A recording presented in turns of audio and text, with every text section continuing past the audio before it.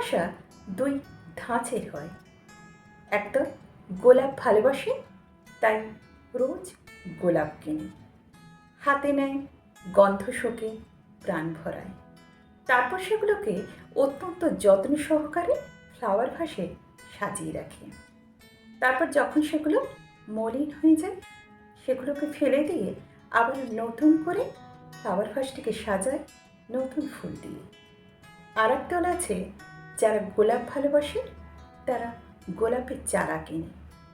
তারা অত্যন্ত যত্ন করে তার প্রিয় একটা জায়গায় সেই চারাটিকে বসায়, খুব যত্ন করে, তাতে রোজ দিন জল দেয়, পরম মমতায় স্নেহে তাতে হাত বুলায়, তাকিয়ে থাকে নতুন ফুলের জন্য।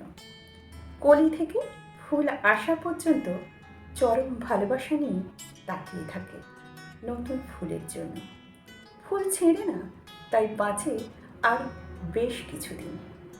চরম ভালোবাসা নিয়ে তাকিয়ে থাকে তার দিকে।